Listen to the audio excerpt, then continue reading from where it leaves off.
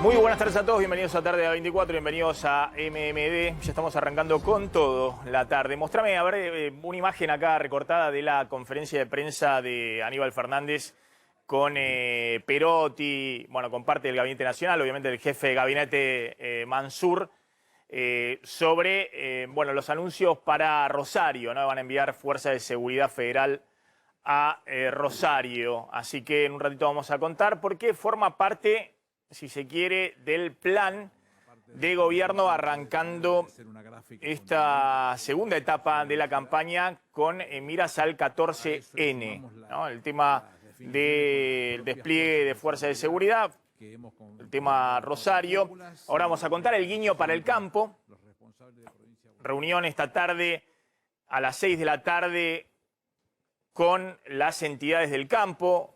González Prieto tiene toda la información. Al parecer están evaluando y harían anuncios del levantamiento del cepo a las exportaciones de carne. En el Gran Buenos Aires, como contraste, platita a través de distintos anuncios y donaciones que bien podrían asociarse con el aparato del peronismo, las municipalidades y demás, el clientelismo político. Atención, porque en un ratito nos vamos a meter con estos temas. Pero vamos a arrancar con esto, ¿no? La pelea no es por el plan platita, sino por lo que viene por delante, cómo viene la situación después del 14N. Y esa es la principal discusión que hay hoy, el presupuesto 2022, cómo sigue la película después de las elecciones, y es la principal puja entre el ministro de Economía, Martín Guzmán, y Cristina Fernández de Kirchner y Máximo Kirchner. A ver, los anuncios que se están viendo, vamos con la placa número 1, los anuncios que están evaluando son anuncios que venimos contando. No es que van a cambiar drásticamente los números del presupuesto en estos menos de 2 meses que quedan para las elecciones de noviembre. Aún si se anunciara el IFE, que ahora va a contar Slotnick, está confirmado que va a haber, están definiendo para cuánta gente, pero si es para 3 millones de personas, por 15.000 pesos en octubre serían 45.000 millones de pesos. Si se anunciara el bono para jubilados, que puede ser del orden de los 6.000 pesos, no solamente para los que ganan la mínima, sino los que ganan hasta 2 jubilaciones mínimas, 5 millones de personas serían otros 30.000 millones de pesos. Todo por única vez. Hay que ver si va a haber, además del IFE, un bono para la UH o solo con el IFE, también para los que cobran la UH, pero aún un bono para la UH de 4.000 pesos a 2,5 millones de personas, son otros 10.000 millones de pesos. Y otros anuncios por 30.000 millones de pesos, podría haber un paquete de 115.000 millones de pesos, 0,3% del PBI, que no cambia demasiado los números de lo que viene siendo el plan fiscal de Guzmán negociado con el FMI. Placa 2, por favor. Claramente, ese plan venimos contando que en los primeros 8 meses del año tiene 1% de déficit fiscal primario, lo que ingresa versus lo que se gasta, ejecutado, último dato del Ministerio de Economía la semana pasada. Si no hay paquete electoral, todo apuntaba a que Guzmán silenciosamente pasaba de largo y iba a tener un déficit de 3% del PBI, tal vez un poquito más, pero no mucho más. Es decir, iba de alguna manera a mostrar un guiño al FMI en las conversaciones reservadas que tiene con funcionarios del organismo, ¿no? Y va a estar muy por debajo del 4,5% de déficit fiscal previsto para este año en el presupuesto 2021. Si el paquete es más o menos lo que dijimos anteriormente, 120.000 millones de pesos, eso le puede agregar un poquito más de déficit fiscal, 3,3% del PBI, 3,5%, 3,6% del PBI, depende de cómo anden los números en este último trimestre del año. No cambia demasiado lo que venía negociando Guzmán. Si el paquete es más recargado, 250.000 millones de pesos, 0,6% del PBI, bueno, ahí se puede acercar más a los 4 puntos de déficit fiscal este año, pero aún así va a estar por debajo del presupuesto. Por eso esa no es la discusión fundamental, esa no es la discusión fundamental. sino la discusión fundamental es cómo sigue esto después de la elección. Vamos a la placa 3, por favor. ¿Cómo sigue esto después de la elección? Está claro que la emisión monetaria viene muy fuerte, pero como era esperar en esta parte del año, atención que acaban de transferir desde el Banco Central otros 50.000 millones de pesos al Tesoro y están cerrando septiembre con 250.000 millones de pesos de emisión monetaria. Es el mes de mayor emisión monetaria en lo que va del año de asistencia del Banco Central al Tesoro Nacional, porque todavía no están los datos de déficit fiscal de septiembre, pero viene una política más expansiva y eso se financia solo con emisión monetaria. Y la pregunta es cuánto van a emitir en los próximos 3 meses, octubre, noviembre y diciembre. Ese es el gran interrogante. Este septiembre fue el primer mes donde se superó ampliamente lo que se había emitido en igual mes del año pasado. Ojo que también en agosto venían 200.000 millones de pesos de emisión monetaria. Está funcionando a full la maquinita, pero en lo que va del año está más o menos dentro del plan que había planteado Guzmán. La placa siguiente, por favor. Efectivamente, la emisión monetaria en lo que va del año son 960.000 millones de pesos. Fíjense que en igual periodo del año pasado ya estaban en 1,7 billones la emisión monetaria. Las barras verdes es lo del año pasado, las barras azules es lo de este año. Bueno, la pregunta es cuánto van a emitir en lo que le queda de estos 3 meses y sobre todo estos 2 meses de campaña. Si emiten 700.000 millones de pesos más, 800.000 millones de pesos más o menos, es lo que tenía previsto Guzmán en sus números de presupuesto. O sea, eso no es la discusión fundamental. Siempre y cuando no hagan un zafarrancho en términos de expectativas, siempre y cuando no hagan mucho más ruido desde el punto de vista de las peleas internas del gobierno y no estén discutiendo respecto a si va a haber o no acuerdo con el fondo después de las elecciones o cómo se sigue para el año que viene, porque ahí sí todo puede complicarse. Nosotros dijimos, ojo que ya este plancito electoral de platita en la calle le va a costar caro al Banco Central, ahora vamos a contar. El Banco Central estaba perdiendo fuertes reservas, tiene pocas reservas, empezó a cerrar el cepo a las importaciones para racionar los dólares y que no se le disparen los dólares libres hasta el 14 de noviembre. Está interviniendo en ese mercado y está cerrando dentro del cepo el pago de importaciones para dosificar cómo gasta los dólares en estos 2 meses que quedan, o poco menos de 2 meses que quedan hasta la elección. Pero la discusión que viene es ¿qué pasa después? Y eso va a ser fundamental que alineen el discurso antes de la elección, porque si el mensaje es tiramos todo por la borda, es decir, le damos con todo a la emisión monetaria, cosa que, insisto, no estaría ocurriendo. Guzmán está logrando imponer que los anuncios pueden ser grandilocuentes, pero a la hora de pagar está en línea con lo que se negocia con el fondo.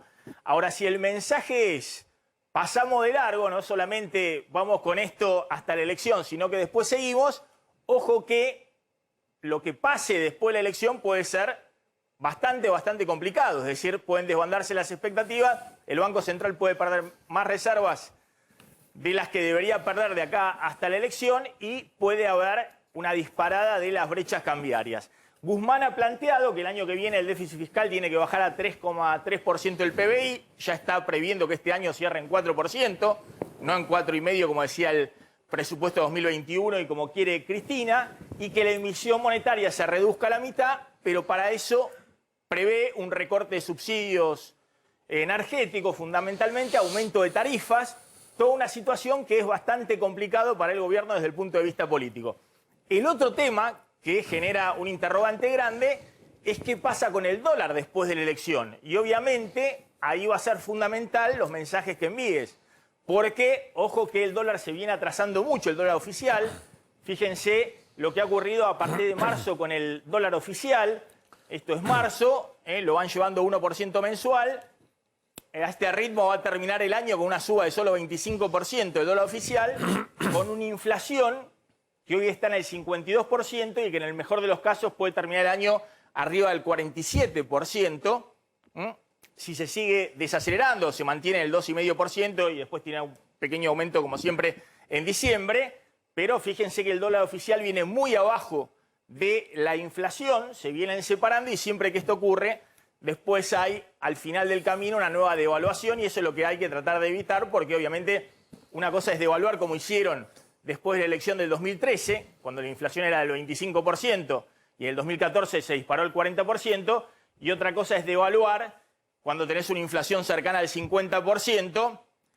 Si llegás a devaluar después de la elección, la inflación del año que viene puede irse a cualquier valor. Y eso es lo que se está discutiendo en este momento. Por eso, el problema principal no es la pelea por el plan platita, sino lo que viene después. Y esa es la discusión que están teniendo de fondo entre el equipo económico y Cristina Kirchner y Máximo Kirchner. Decime qué está pasando en este momento en el mercado cambiario y ya vamos a hablar con dos analistas para completar el cuadro. Bueno, es un mercado que hoy presenta un recalentamiento respecto a lo que hemos visto en el día de ayer, por ejemplo, con una fuerte dolarización. Entonces, por ese motivo, uno ve subas de precio en los distintos mercados del dólar que hoy existen. Por ejemplo, el dólar paralelo en este momento, 187 pesos.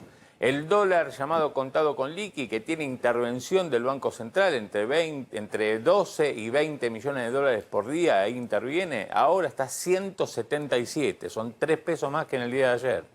El dólar, donde no interviene, el dólar libre, donde no interviene el Banco Central, en 195 Vamos a mostrar pesos la placa promedio. rápidamente y me voy con los analistas. Dale, los distintos dólares que tenemos en este momento. Lo que están contando ahí, que son los dólares que interviene el Banco Central, el dólar contado con liqui en 177. Ojo que rompió ese techo que tenía en 170, es la placa 1 de Claudio Zlotnik.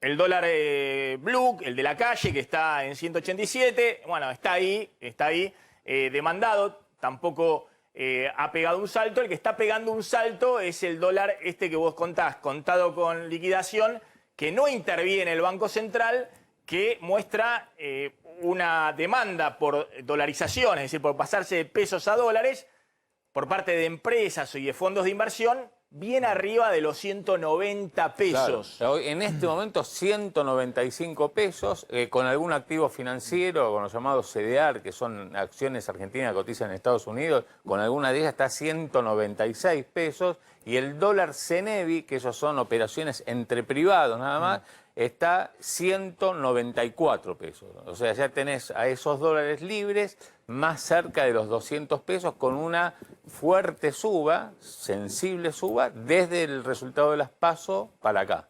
Por lo que vos estás contando, no hay perspectiva, hay dudas de lo que viene, no solamente de lo que está haciendo el gobierno, sino ponela la placa, no importa, viene. mostramos la placa mostramos la placa y mostramos cómo se viene. Estos son los dólares libres, 195 pesos, ¿ahora cómo están?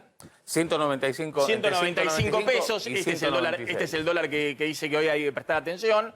Atención porque acá se están dolarizando, no el que va a comprar $1000 al dólar blue, sino que es el que va a comprar una cantidad importante de dólares. $1 millón, $2 millones, cualquier, no hay límite.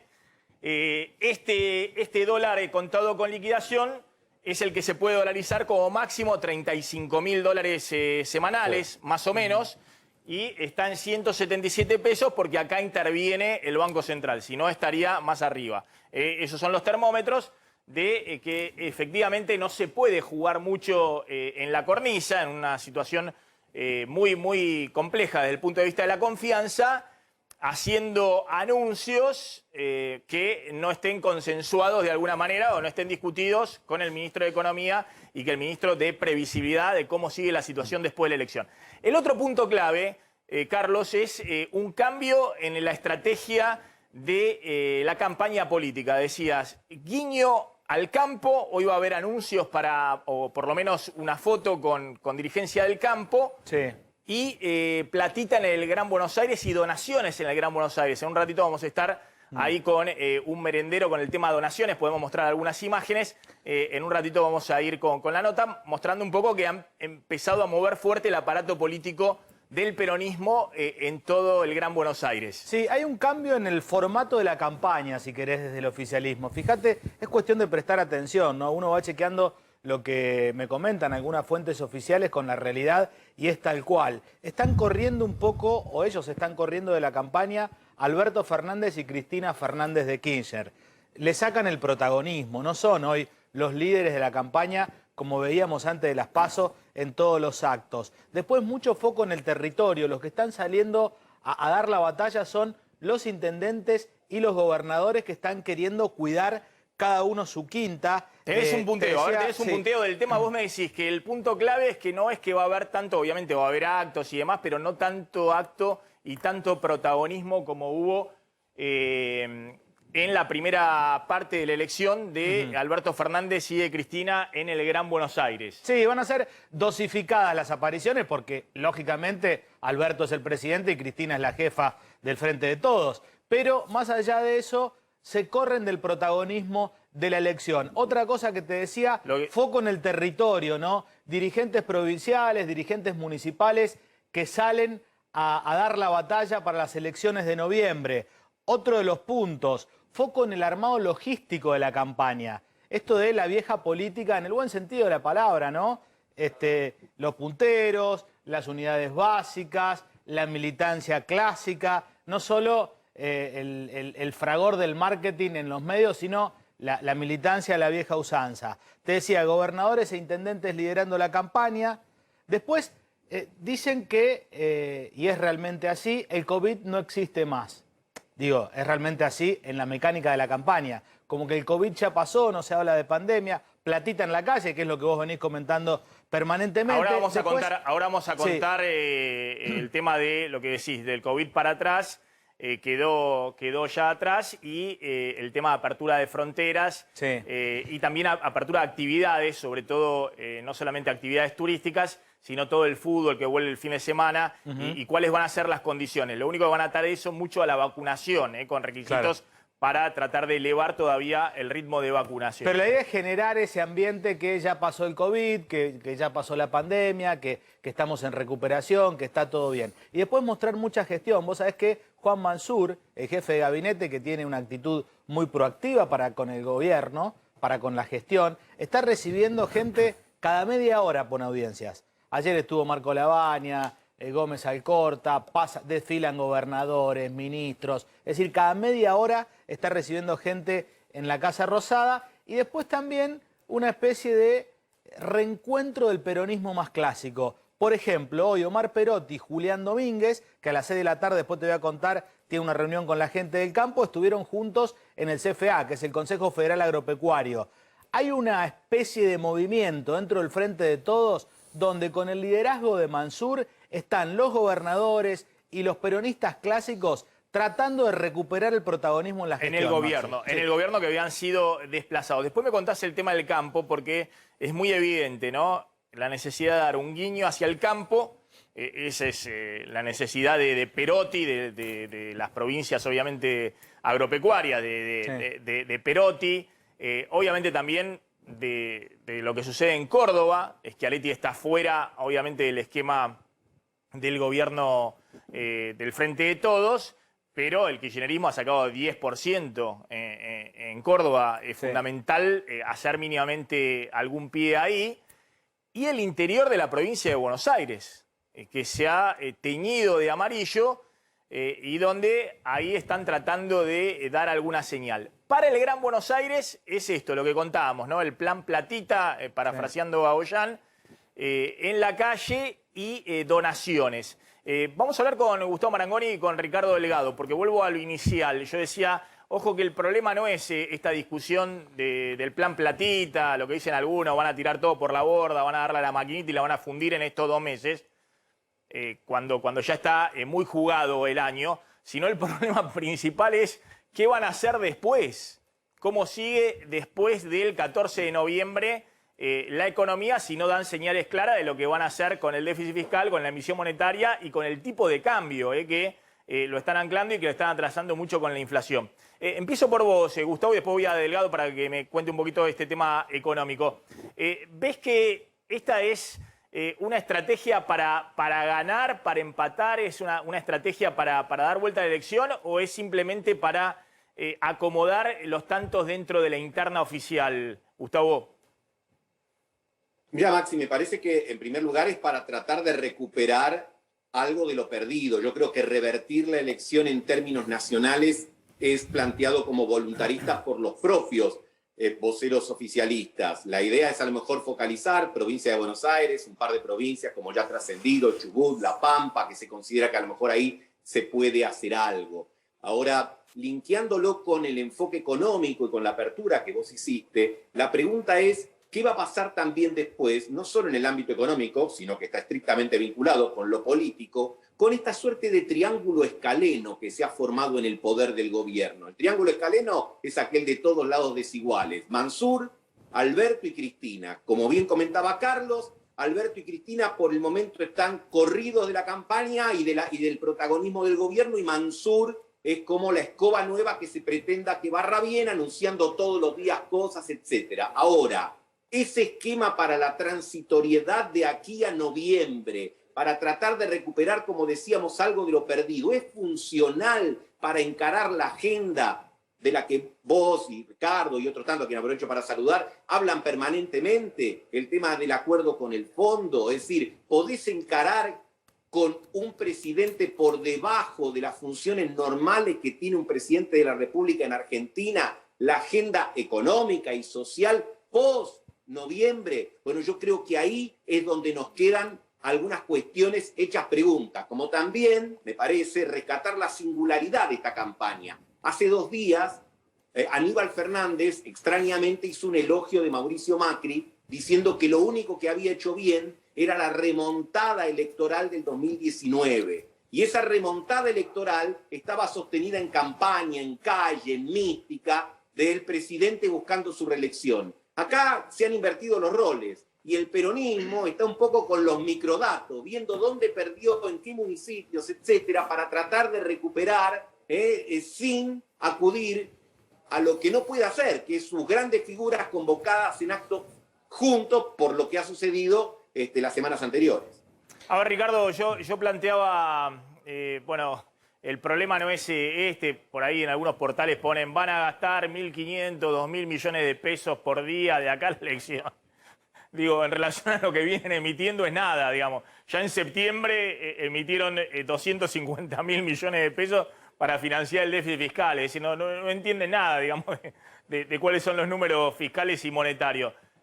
Pero decía, ojo que el problema es cómo sigue después del 14 de noviembre, porque si vos no marcás bien cuál es el rumbo después del 14 de noviembre, qué va a pasar con el déficit fiscal, las tarifas de servicios públicos, cómo reducir después el déficit fiscal para el segundo round, ojo que puede haber un episodio de tensión mucho mayor del que estamos viendo en esta tenida de campaña electoral y mercados y dólar libre arriba de los 190 pesos.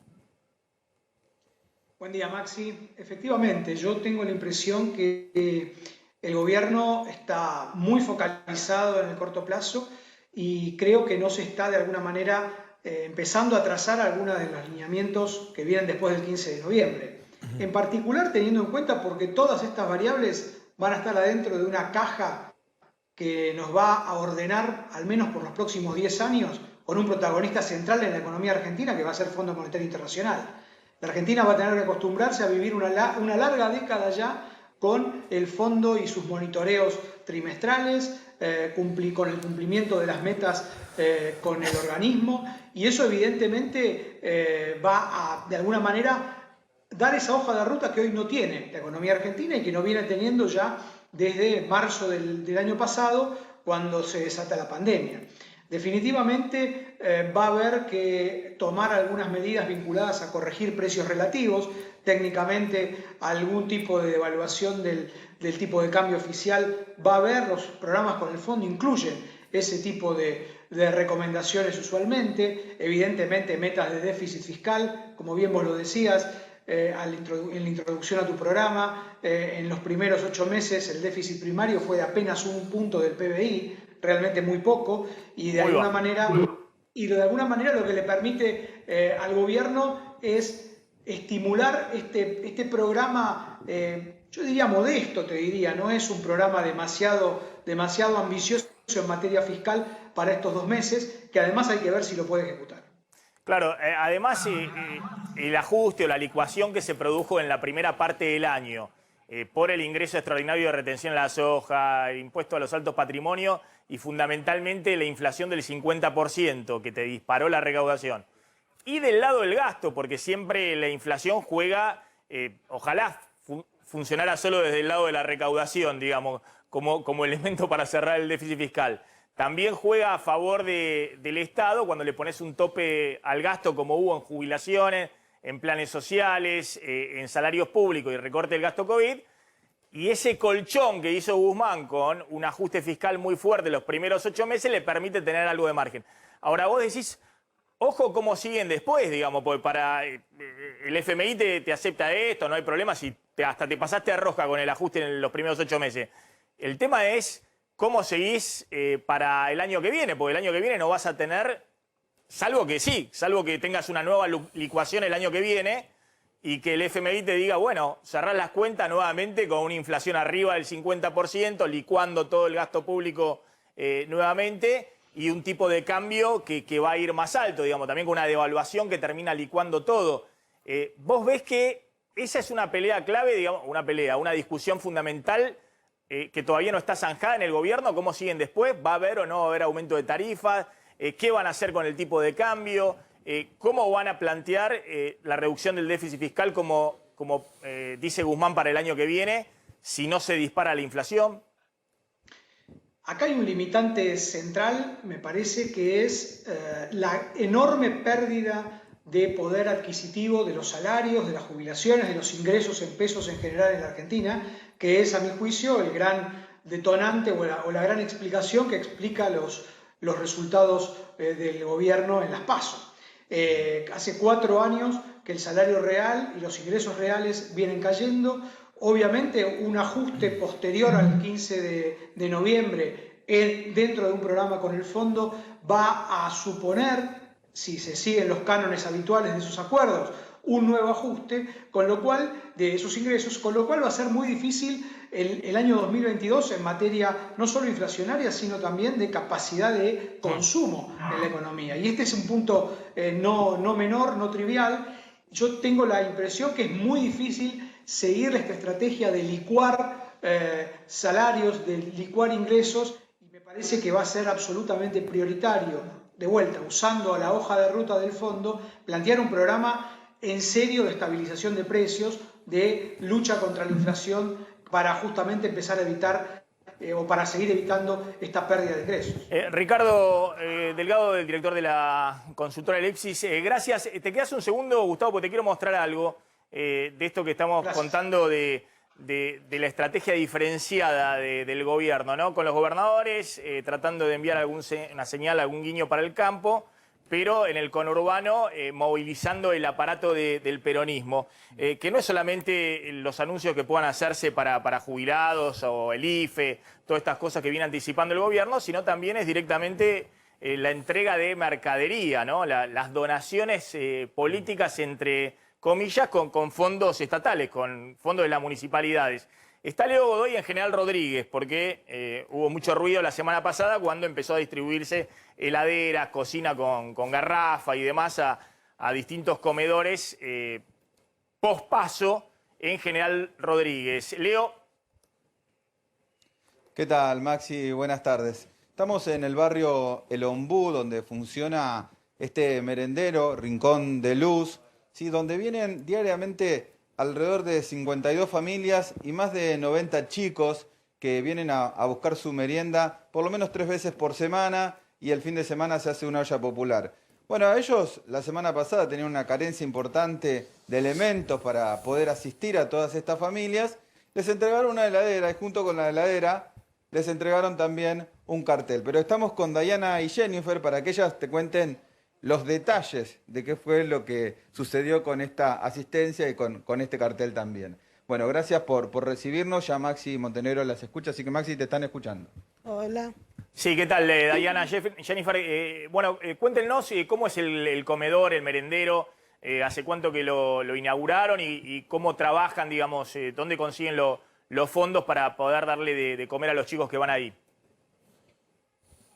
Bueno, nosotros tenemos un merendero hace 4 años, arrancamos solas, lo empezamos a hacer de pulmón. Después con el tiempo se empezaron a acercar los políticos, como ahora por ejemplo no estaban ayudando a los políticos de la intendencia de acá de General Rodríguez. Y cuando empezaron ellos, después nos trajeron un cartel porque íbamos a empezar a hacer ollas populares que nos decían que cada vez que hacíamos la olla popular, entregáramos mercadería a la familia, lo que sea, teníamos que poner el cartel para poder sacar fotos y ver que ellos nos ayudaban. Pero ahora estamos así, con una mano adelante y una mano atrás, que no sabemos si nos van a seguir ayudando o no, porque dijeron que nos olvidemos de la municipalidad. Porque según ellos nunca nos obligaron o nos dijeron que pongamos el cartel ni nada. O sea, estamos acá viendo qué va a pasar. Porque ustedes al principio pusieron el cartel, después lo sacaron y contaron en diversos medios este tema, digamos, que habían sacado el cartel, entonces le habían cortado la ayuda. Claro, sí, por el cartel, porque nosotros sacamos el cartel. Según ellos, nunca nos dijeron que pongamos el cartel, o sea, pero sí, nos dijeron que cada vez que te entregábamos la bolsa de mercadería, la olla popular, lo que sea, teníamos que poner el cartel para poder sacarnos fotos y que ellos vieran que las cosas se entregaban. Claro, pero las cosas se pueden ver y monitorear que se entreguen y no necesariamente haciendo al mismo tiempo campaña política, ¿no? Esto es muy naturalizado y muy típico. Todo esto después de las PASO. Sí, ahora pasó esto, lo del cartel, después de las PASO, pero el cartel ya viene hace rato. Ya vienen hace rato, digamos, ofreciendo mercadería y exigiendo que pongas el cartel. Claro. Después de las PASO vino la heladera. ¿Qué es lo que le donaron? Una heladera. Está acá. Una heladera para el merendero. Para el merendero. ¿Y cuántos chicos o familias van al merendero? 52 familias, 93 chicos. 95. 95 chicos. Y eso hace 4 años que están así tratando de hacer el trabajo comunitario. ¿Usted? Sí, arrancamos con 15 familias y ahora se fueron sumando, porque el barrio cada vez crece más, vienen de barrios vecinos también a retirar la merienda. A veces cuando tenemos entregamos mercadería, hacíamos olla popular, que ahora ya no las hacemos porque no nos traen para realizar la olla tampoco. Así que ahora vamos a ver cómo hacemos para seguir, porque ya el municipio nos dijo que no nos van a ayudar por la nota que se dio el otro día. O sea, ahora vamos a empezar a publicar en las redes para ver si la gente nos puede ayudar para seguir entregando la merienda. Porque la verdad que los chicos necesitan. ¿Y ustedes cómo autogestionaron esto? ¿Se les ocurrió organizarse, digamos, ante la necesidad que veían de los chicos y de las familias ahí en la zona? Sí, porque nosotras somos mamás. Arrancamos 4 hermanas. Somos mamás y vivimos el día a día la necesidad. Vemos que, por ejemplo, a mí en lo personal no me gusta que a mis hijos les falte para comer. Veía muchos nenes que no tenían para la merienda, no tenían para comprarse un alfajor, lo que sea. Entonces nosotras empezamos a poner un poquito cada una y dijimos, bueno, vamos a arrancar, vamos a hacer una leche para ver que vengan los chicos, para que compartan, para que nuestros hijos hagan amiguitos, lo que sea. Y entonces empezamos a hacer la merienda y cada vez iban sumando más, se veía divertido, se veía lindo, se sentía lindo ayudar. O sea, a mí me gusta. Y bueno, después de a poquito se fueron sumando la gente, se empezó a acercar la política, nos ofrecieron cobrar un salario, el plan complementario, que ahora es potenciar trabajo. Potenciar trabajo. Y bueno, también estamos con miedo que nos corten eso porque sostenemos a nuestra familia con eso y a su vez hacemos la merienda. Pero bueno, vamos a ver qué pasa. Bueno, yo creo que es muy importante, digamos, por eso, diferenciar. La necesidad está y obviamente necesitan la ayuda tanto del municipio como aquellos privados que puedan ayudar y demás. Hay muchos merenderos que son autogestionados, barriales y demás, que no están dentro de organizaciones políticas. Hay otros que sí, que están en organizaciones sociales, que se organizan. Hay otros que están en organizaciones militantes políticas. Pero bueno, más allá de eso, todos hacen un trabajo muy importante ante la comunidad. Lo que no puede ocurrir es que si salís a decir que te pones el cartel y si no te damos ayuda o porque mostraste esto, lo del cartel, no te van a dar ayuda, eso no corresponde. Esperemos que el otro día estuvo acá... No corresponde, pero está pasando. Pero está pasando. Claro. Pero está pasando. ¿Les está pasando a ustedes? Sí. A nosotros nos está pasando. Hubo un cambio, perdóname Maxi. Y ya quedan 53 familias a la deriva ahora. por decir la verdad, lo que está pasando. Pero discúlpame, porque también estaban recibiendo mercadería, digamos, para hacer los desayunos o los almuerzos. Sí, nos traía el municipio. Claro. ¿Y ahora no están recibiendo?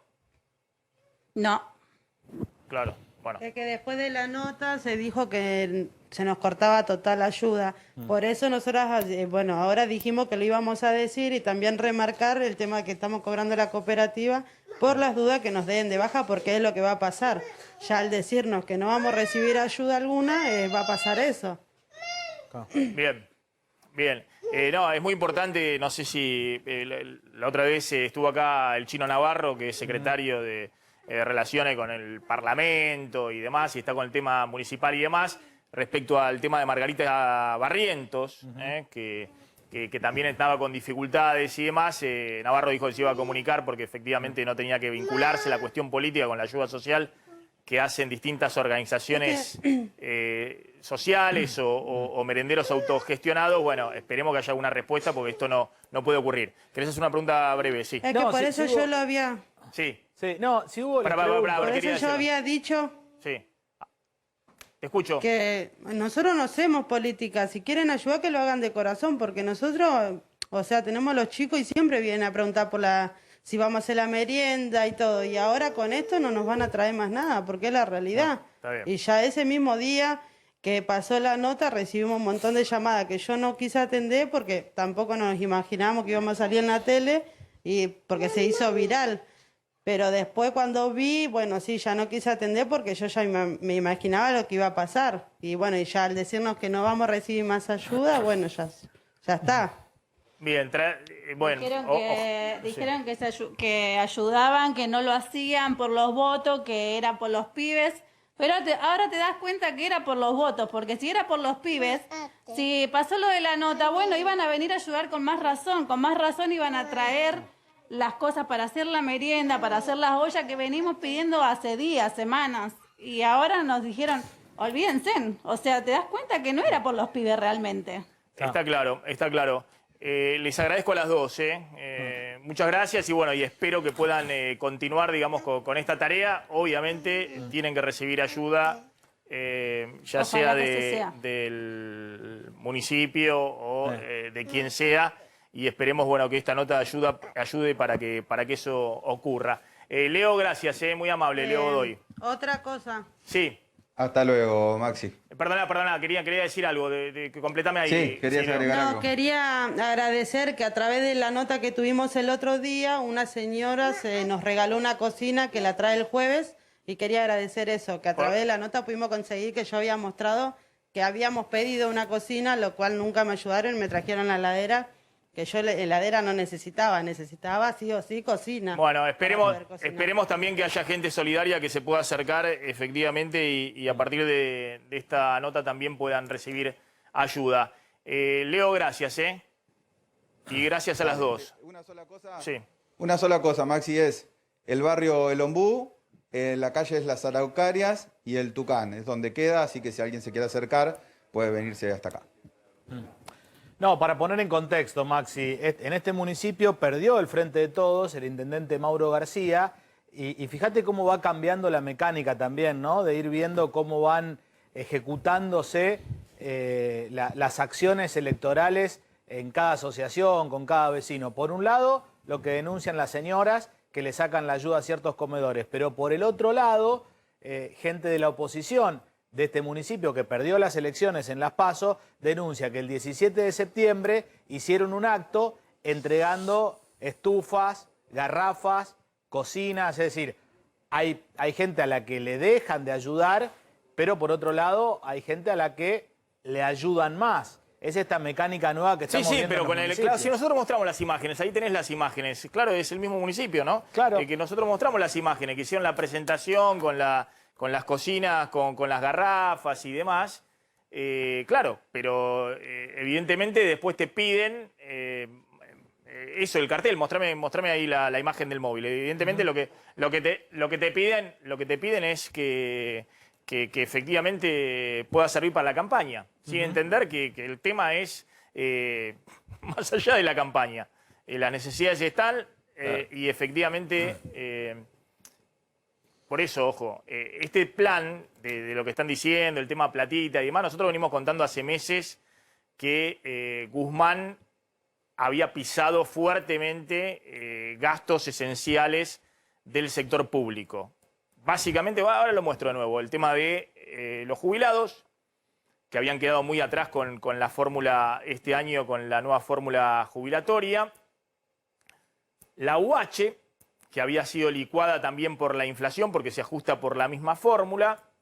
Los salarios públicos empezaron a recomponer en julio, cuando se reabrieron las paritarias, empezaron ya en julio a recomponer. Y la eliminación muy temprana del gasto COVID, cuando se pegaron el susto en octubre del año pasado, se le disparó el dólar, y ahí empezó este plan en la negociación con el fondo y demás.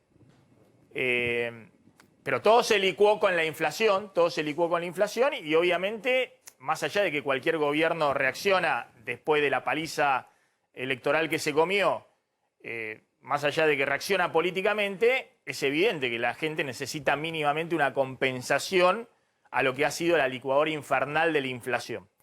Después está la discusión qué márgenes tenés para no activar una nueva licuadora, para que lo que venimos contando, si no das expectativas, si no decís cómo vas a seguir, si se están peleando y están diciendo, bueno, ahora empieza esta nueva etapa y pasamos de largo, bueno, que después de la elección, con el dólar atrasado, en vez de sacarlo lentamente de esa posición, terminás con una nueva devaluación, un nuevo cimbronazo inflacionario y una licuación mayor de la que estás tratando ahora en el corto plazo de compensar. Ese es el gran riesgo que hay. Ahora, es evidente que la gente necesita plata y que va a tomar todo lo que le puedan dar. Los pesitos del IFE, los jubilados el bono, eso es evidente.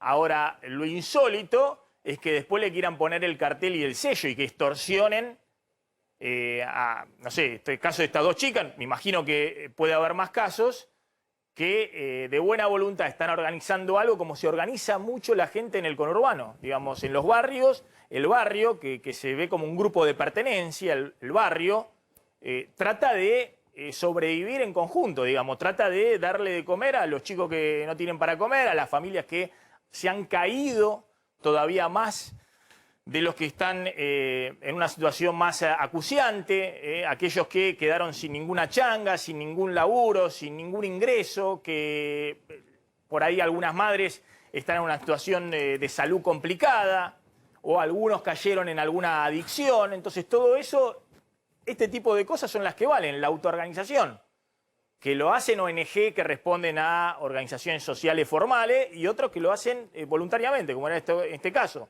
Ahora, después te piden al municipio, le entregás una heladera y después le obligás a poner la foto y si no le pones la foto, ya ahora no hay heladera. Es una locura. Una locura. Y creen que así van a revertir la situación.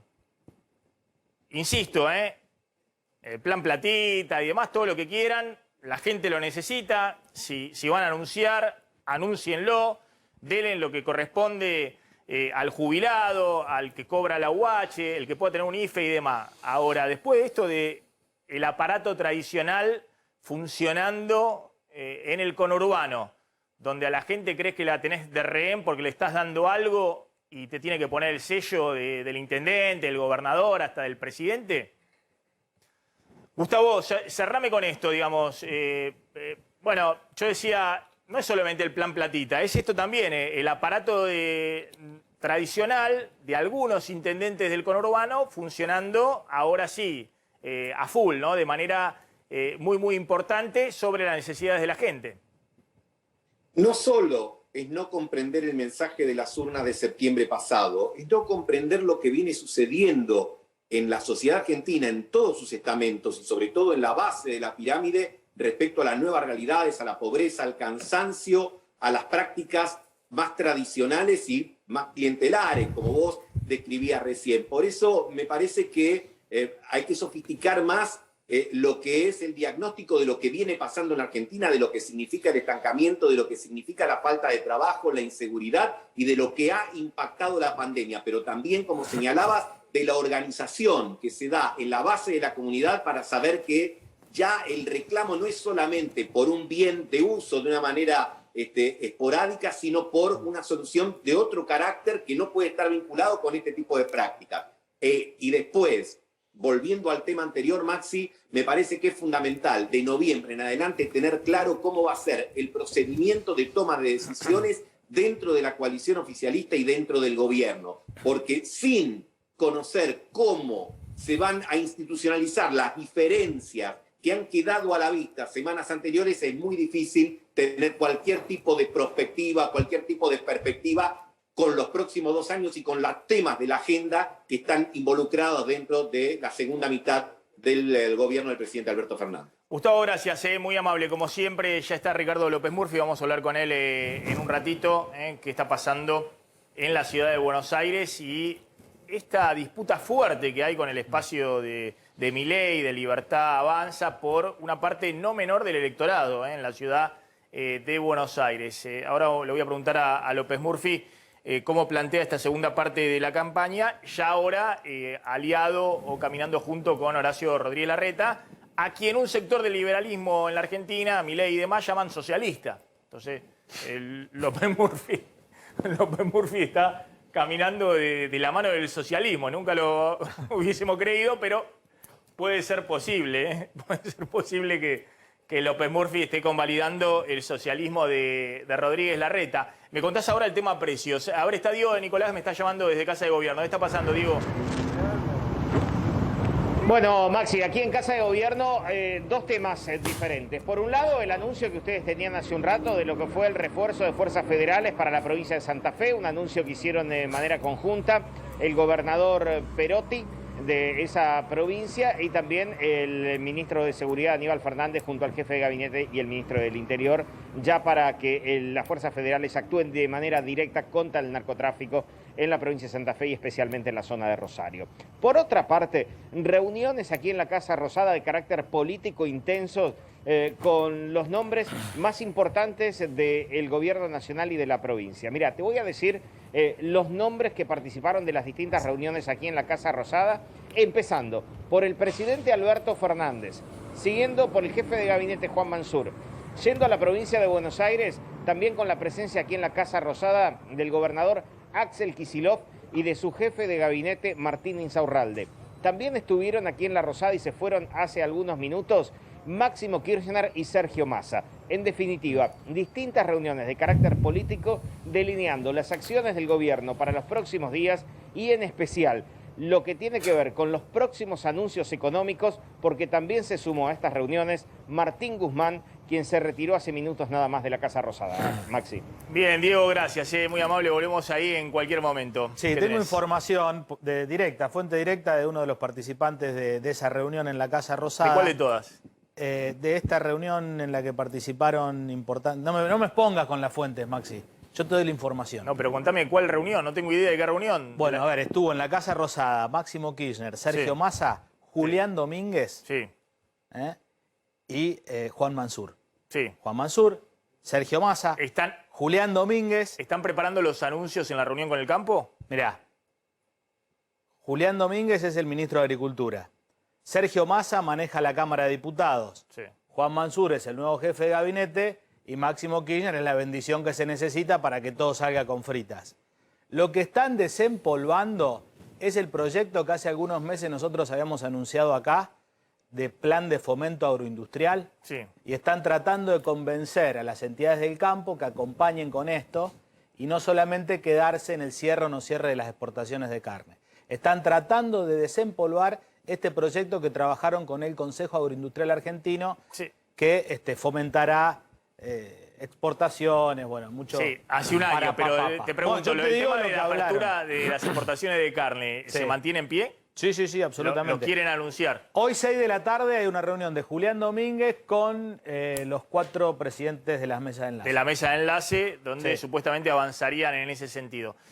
Dame la información que tenés del precio de los alimentos. Claro, porque acá contamos que si no fuera porque la carne, digamos, dejó de subir en los últimos 2 meses, el resto de los alimentos, lo que llaman los alimentos industrializados, los productos de almacén, el aceite, la harina, los fideos, el arroz, incluimos los lácteos acá, bueno, suben más que el promedio de la inflación. Entonces, en este escenario de gran preocupación por lo que está ocurriendo, justamente, hubo una convocatoria desde la semana pasada desde Comercio Interior con los fabricantes de alimentos. Ayer hubo una reunión con los dueños de los supermercados y hubo un pedido de Paula Español, justamente, que es la secretaria de Comercio Interior, para que los precios de los alimentos de la canasta básica no suban de acá a fin de año. No se habló de un congelamiento, a mí me dijeron enfáticamente que no hay posibilidad de una negociación para congelar el precio de los alimentos, ni siquiera de los de la canasta básica en los próximos meses, pero sí una especie de pedido de, entre comillas, solidaridad a los empresarios, fabricantes y supermercados para que los alimentos dejen de subir por lo menos al ritmo de lo que lo vienen haciendo. Los empresarios salieron de allí, digamos, escucharon, se fueron diciendo que, bueno, Argentina está en un proceso inflacionario arriba del 50% y poco se puede hacer, aún en un contexto internacional donde las materias primas vienen subiendo muy fuertemente. Ahí en la Secretaría de Comercio Interior le pidieron a los supermercados que les avisen. Vos fíjate, digamos, no hay una estrategia de parar la inflación o de frenar la inflación. Le están diciendo a los supermercados, si ustedes ven que los fabricantes les entregan la mercadería con aumentos por encima de lo que acordamos, ustedes avísennos, porque los acuerdos de precios están y los controles más vigentes que nunca. Eso fue lo que le dijeron. La clave, Maxi, a fin de mes vencen los últimos acuerdos que se firmaron de aumentos con los fabricantes de alimentos. Esto quiere decir, en octubre hay que negociar ya, la semana que viene, para los aumentos de octubre y de noviembre. Son acuerdos bimestrales. Bueno, a ver con qué postura van los fabricantes. Y por otro lado, en la primera semana de octubre vence Precios Cuidados, que es otra de las referencias de precios que el gobierno quiere mostrar justamente, que tiene mínimamente anclado un grupo pequeño de productos. Son más de 600 nada más los que están ahí en Precios Cuidados.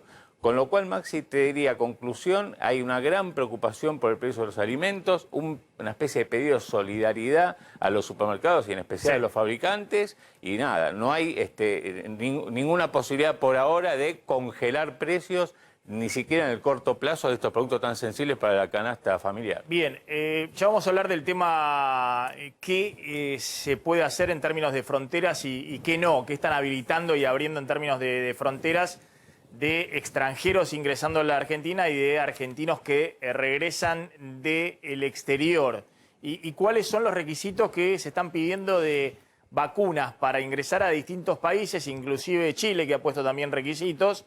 Y sobre todo también qué requisitos van a poner acá con las aperturas y las vacunas. Sorprendió Lamens, en un ratito me lo contabas, Carlos, al decir que este fin de semana vuelve el fútbol, las canchas con 50% de aforo, todo bien, pero primera vacuna con la app para chequearlo, primera vacuna aplicada. Sí. Evidentemente quieren usar eso también como incentivo para subir los que todavía no se aplicaron ni siquiera la primera vacuna, ¿no? No pueden decir la segunda porque hay mucha gente que está esperando todavía la segunda vacuna, pero la primera es cierto que en varias provincias está liberada, digamos, para aquellos que quieren aplicarse mayores de 18 años. Pero en un ratito contás cuáles van a ser los requisitos para ingresar no solamente a las canchas, sino a otros lugares. Ya está Ricardo López Murphy. Gracias, Ricardo, por venir. Muy amable, como siempre. A ver, ahora hablamos un poco de Larreta, de Milei, de esa discusión por este espacio, pero quiero engancharlo con esto que dijo Carrió, a quien usted conoce también bien y demás.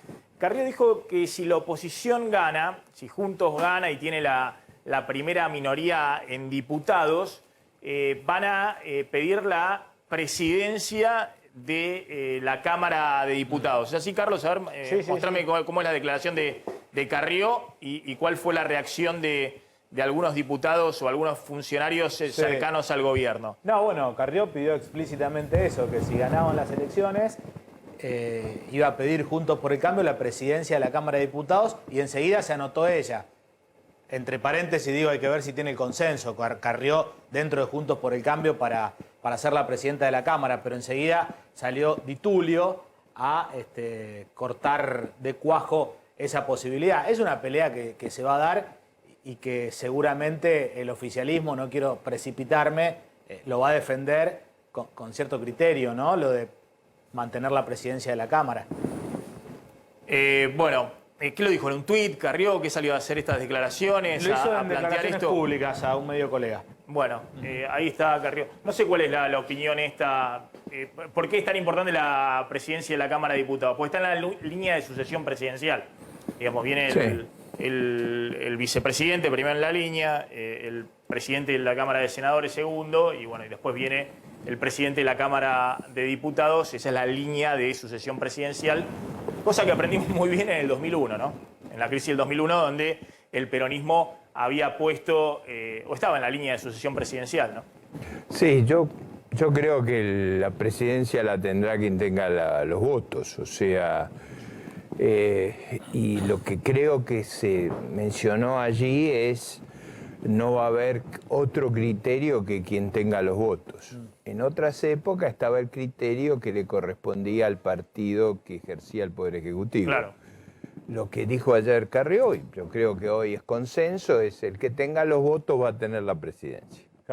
Di Tulio lo que dijo, Maxi, para ser más claro, es que era un golpe de Estado institucional lo que estaba planteando No, bueno, Elisa Carrió. eso ocurrió en el 2001, ellos pusieron con Camaño y con Puerta las presidencias del Senado y diputados, así que el precedente está, ¿no, Ajá. Claro. no hay nada de golpe Pero usted de también Estado. coincide con Carrió, digamos, el que tenga. Yo creo que el que tenga los la votos. mayoría va a ejercer la elección del presidente formal de la legislatura. Sí, para usted no tiene relevancia en términos de la sucesión No, me presidencial. parece que es una señal en el sentido que va a irse a quien tenga más votos, o sea, no va a seguir una visión diferente. Creo que el clima que ha existido no facilita una visión diferente. Ahora, con la misma elección de las PASO, no llega Juntos por el Cambio a tener más diputados. Bueno, por eso Debería ser una elección mejor. Supongo No alcanza que, con ganar la elección. Supongo que el criterio que dije es el que se va a aplicar, el que tenga los votos. Claro. Y los votos dependen de la elección que ocurra en noviembre y de qué van a ser los diputados pertenecientes a espacios que no estén en las dos grandes coaliciones. ¿Cuál es su visión de lo que plantea Milei en la disputa del voto liberal, ¿no? Diciendo, y no solamente Milei, varios de los que están alrededor de él, Larreta no solamente forma parte de la casta política, sino también tiene una visión más socialista o socialdemócrata de A ver, a mí me la parece gestión. que acá hay primero, ¿cuál es la lógica en este campo? Yo creo que el kirchnerismo se ha vuelto muy peligroso por varias razones. Una es su deriva, digamos, autoritaria, pero se ha vuelto peligroso también por el desorden interno que ha reflejado después de la derrota electoral. En ese campo me parece que el país lo que requiere es una gran coalición, y esa es la razón por la cual mi partido ha ido ha entrado recientemente a esa coalición con la lógica de que hay que juntar capacidad numérica, gobernanza, gobernabilidad y programa. Esa coalición gigantesca hoy va a ser el punto de referencia. Yo creo que un partido local, digamos, de distrito, y no un partido, un dirigente sin partido, es difícil que pueda ser opción si el dilema es el que yo planteo, que es el dilema de darle a la Argentina un ancla, un camino, una certeza en un momento de gran desorden, de gran crisis en la coalición oficialista y de devaneos autoritarios, de excesos institucionales como nunca el país ha visto. La carta de ella al presidente o los discursos de la propia bancada, como lo de la diputada Vallejo, yo creo que, no sé usted, Maxi, pero yo nunca vi una experiencia igual. Entonces, en ese campo, Me parece que tener una gran coalición es lo que marca la cuestión crucial. El programa, yo creo, se va a aproximar mucho a lo que ha sido mi planteo en las primarias. ¿Por qué se va a aproximar? Yo no diría solo por razones filosóficas, como en mi caso, que viene de una concepción muy larga de la vida y de los valores, sino se va a aproximar porque no hay recurso para un planteo alternativo. O sea, a veces uno elige el camino de la libertad por convicción y a veces porque no hay alternativa. Cuando se derrumbó el muro de Berlín, yo no creo que toda la gente se volvió liberal de golpe. Simplemente no había alternativa, no había recurso para un camino alternativo. Entonces me parece que el camino de la libertad, que yo voy a defenderla con mucha convicción en cualquier circunstancia, se ha vuelto hoy un camino casi imprescindible porque no hay espacio para otra cosa. No hay, el déficit que tiene el gobierno es infinanciable. El planteo presupuestario a mí me parece demencial. 12.000 millones que vamos a conseguir los multilaterales, no sé de dónde, más 10.000 millones internos. Digo, ¿quién ve esos recursos? Yo no los encuentro a ningún lado. Ahora, lo que usted está diciendo es, en Estados Unidos y demás pueden darse el lujo de discutir si hacen más keynesianismo o más liberalismo, también en Europa y demás. Acá dice no va a haber margen y por eso... bueno, pero también está la discusión. Pero un caso interesante, sí, Maxi, ahí es lo que acaba de pasar en la elección alemana. Sí. La elección alemana acaba de ser ganada por la socialdemocracia. Ahí raspando, pero le ganó al Partido Demócrata Cristiano. La coalición probablemente la integran los liberales. ¿Qué piden los liberales? El Ministerio de Finanzas, o sea, el manejo presupuestario y los impuestos, y el Ministerio de Asuntos Sociales. Piden los planes, bueno, en todo el mundo hay...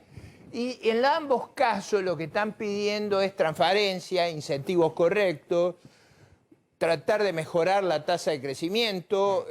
La post-pandemia va a ser un fenómeno de grandes cambios tecnológicos. Han ocurrido durante la pandemia y se van a acentuar después.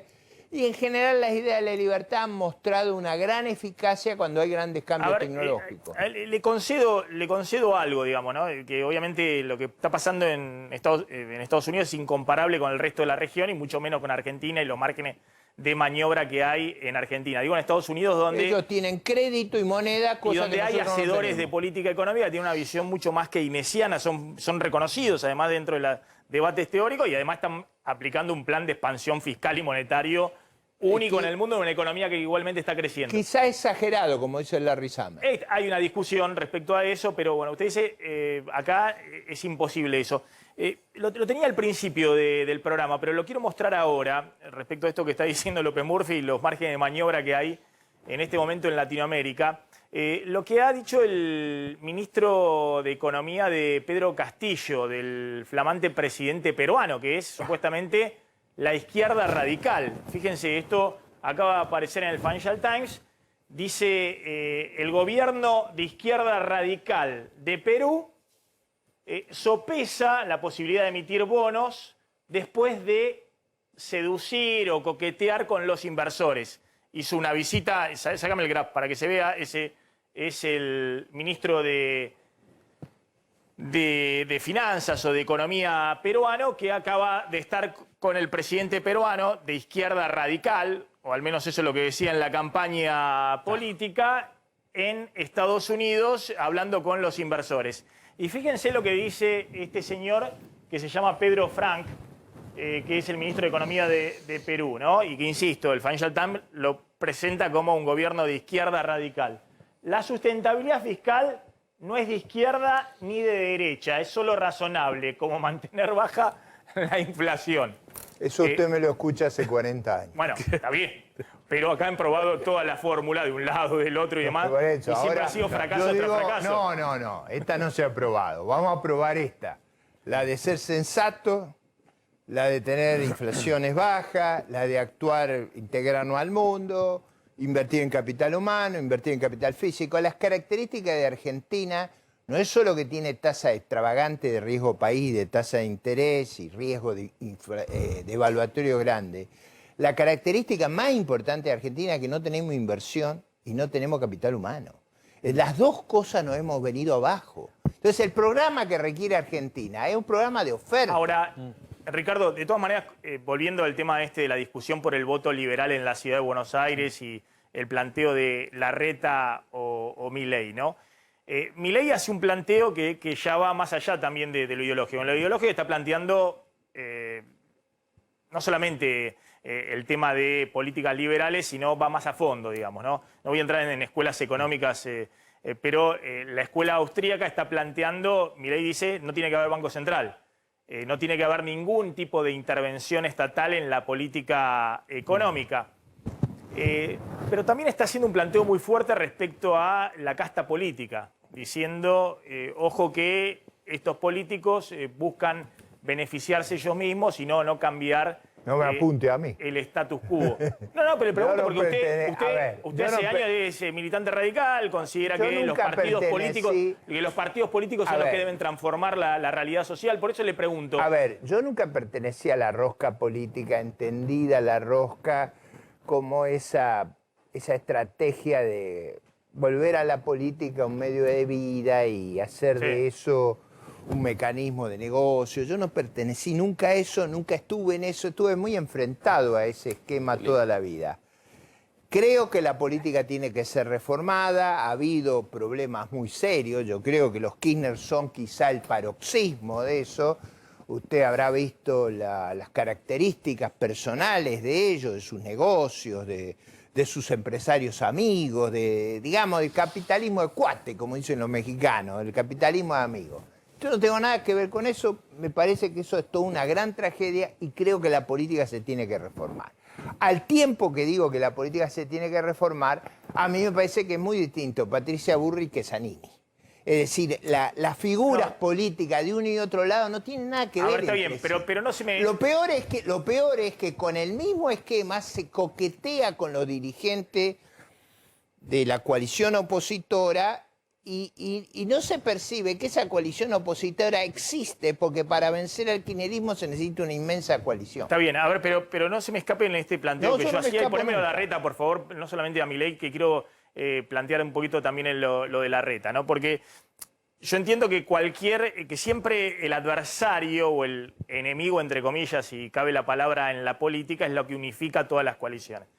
Pero acá la novedad de lo que ha pasado en la ciudad de Buenos Aires es que dentro de una coalición o de un espacio político ideológico amplio como es Juntos por el Cambio, aparece con un caudal de votos importante Milei planteando, más allá de las cuestiones de ideología económica y demás, planteando, ojo que tanto el kirchnerismo como Juntos por el Cambio o Larreta, que viene haciendo política desde la época de Menem, Palito Ortega, es decir, viene haciendo política con lo que ha tenido a mano, digamos. Después lo tuvo a Macri, pero antes de eso lo tuvo al menemismo, lo tuvo a Palito Ortega, al peronismo, lo mismo que Ritondo, lo mismo que Diego Santilli y demás.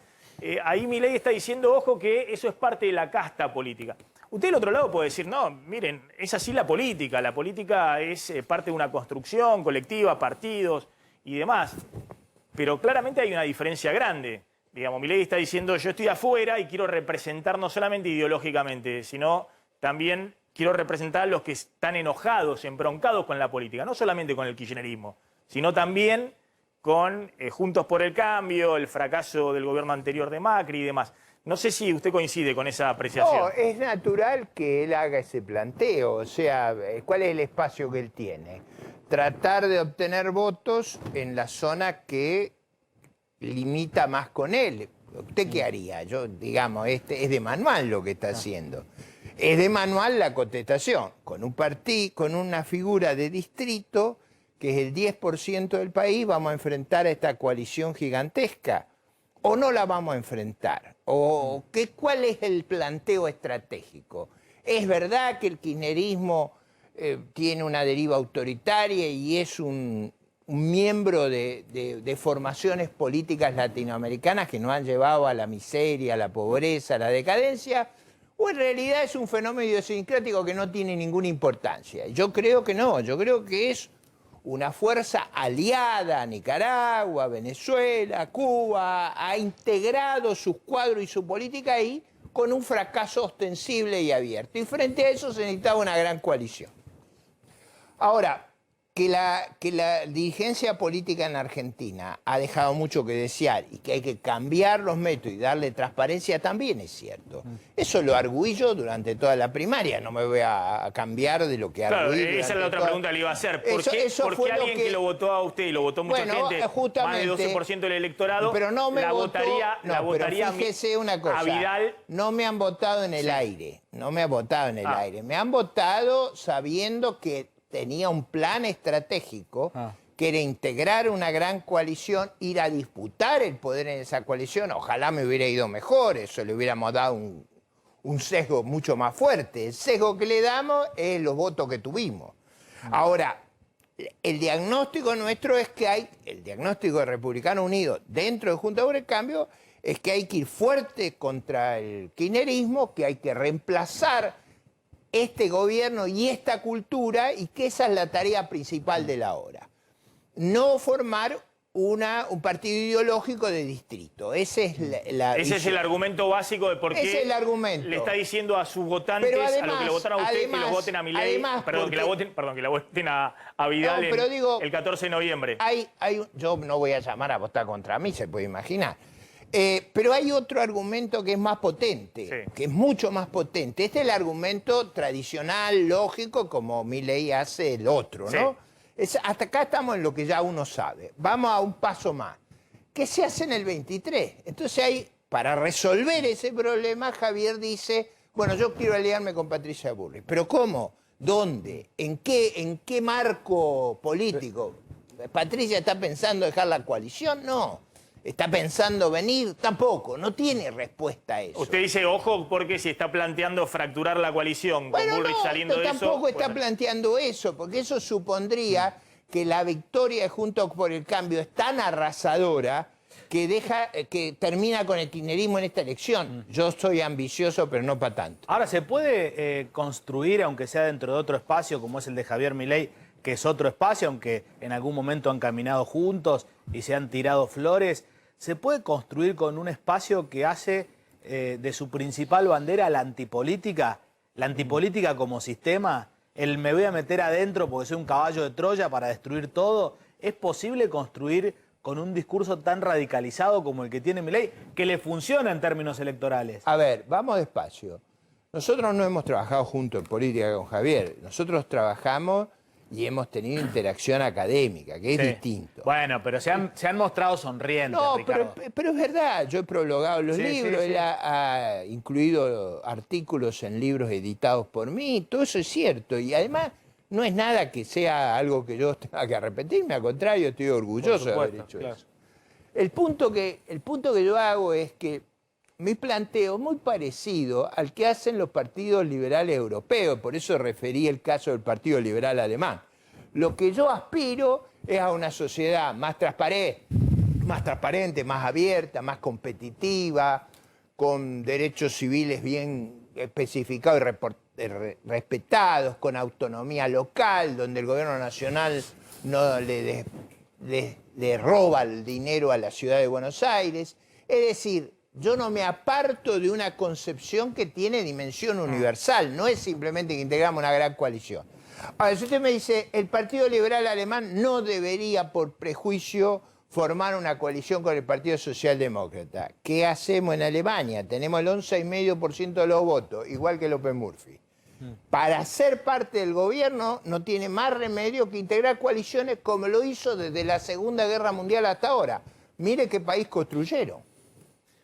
Si pudiéramos construir una Alemania en los próximos 30 años, yo me doy por satisfecho. López Murphy, ahora, cortito, digamos, le hago una serie de preguntas. ¿Usted está de acuerdo con que, más allá de que obviamente es muy evidente la desesperación del oficialismo por dar vuelta la elección, hay sectores que han sido licuados por la inflación y que están reclamando algún tipo de compensación ahora en el corto plazo? Jubilados, lo que decía Aguache, bueno, distintos sectores que usted vio los números, digamos, lo que ha pasado, y aparte lo vive cuando hace las recorridas y la realidad. ¿O usted cree que no hay ningún margen para un bono para jubilados o el IFE y demás? Yo creo que la reflexión que se hacía hace un rato es muy poderosa. Yo creo que lo votaron en contra por el problema educativo Un año y medio sin escuelas ha destruido la familia en los ingresos bajos y en los ingresos medios. Ha hecho mucho daño esa estrategia. Yo creo también que la censura por la ineficacia de la política que se ha seguido es muy grande. Se los ve extraviados, se los ve alejados. El vacunatorio VIP, las fetichoras VIP, han perdido toda vinculación simbólica y afectiva con la sociedad. Han perdido la capacidad de liderar y de dialogar con la gente. Me parece que no es reversible. ¿Qué es lo que va a hacer la gente? Va a agarrar lo que le dan y en la urna le va a dar la segunda dosis. La primera terminó con la pandemia. Usted vio que se acabó la pandemia. La segunda va a terminar con la pesadilla. Si usted cree que hay algún margen fiscal y monetario. Probablemente esta idea de prostituir la ciudadanía, de ser los proxenetas del pueblo, a mí me parece una degradación extraordinaria. Con platita no verían nuestro defecto, como dijo el exministro de Salud de la provincia. Yo creo que eso no es cierto. Yo creo que una de las cosas que más ha afectado a los argentinos es la pérdida de dignidad. Los han humillado hasta un punto que no tienen retorno. Eso es lo que yo veo. A ver, rápidamente le pido un ping-pong sobre estos dirigentes. Cristina Fernández de Kirchner, ¿cuál es su opinión de la vicepresidenta? Bueno, yo creo que esa está en la antípoda de lo que yo pienso. Eso fue muy claro a lo largo de la campaña electoral y creo que tiene un problema además muy grave, que es ignorante para hablar de los temas económicos y en general señala rumbos muy equivocados. Usted habrá visto que el ministro Guzmán le enmienda la plana 2x3. 2x3 le enmienda la plana, con ese lenguaje que usan ellos, que esa es muy inteligente, muy patriótica, pero está equivocada. Yo ya le registré 2 veces que se lo dijo, y las 2 veces le señaló una cosa obvia. Las 2 veces demostró que esta mujer no tiene la menor idea de dónde está parada. ¿Pero quién tiene razón? ¿Cristina que hay un ajuste o Guzmán que dice que no hay un ajuste? No, a ver, Guzmán le dijo, los subsidios que damos por el congelamiento de tarifa van básicamente a los ricos. Y tenía razón Guzmán. Segunda corrección fue, lees mal la política fiscal. He expandido el gasto a lo que daba. No tenía más espacio, no tenía cómo financiarlo. Me he quedado sin reserva. La tasa de interés de mi bono está en 21%. ¿Qué más querés que haga? Le contestó como diciendo, no seas burra. Alberto Fernández, ¿cuál es su opinión de Alberto Fernández, el presidente? Yo creo que él produjo, yo nunca creí en eso, pero él produjo una gran defraudación en una parte del voto crucial en este caso.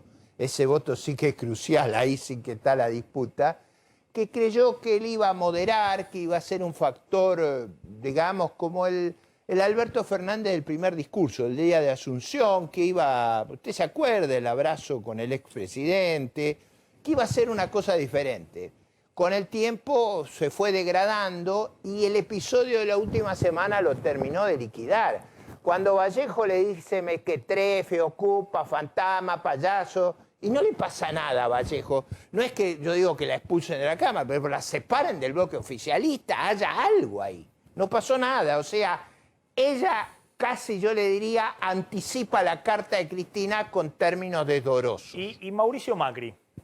¿Qué opinión tiene de Mauricio Macri? Creo que Tetaz ha dicho que es el segundo en la lista, que claro, que no es el jefe de él, lo cual es obvio porque él es radical, pero que además también está discutido dentro de Juntos por el Cambio su liderazgo. A ver, yo creo que él, por supuesto, está integrando la coalición opositora y seguramente tiene aspiraciones muy fuertes de que el gobierno, la coalición oficialista, sea derrotada.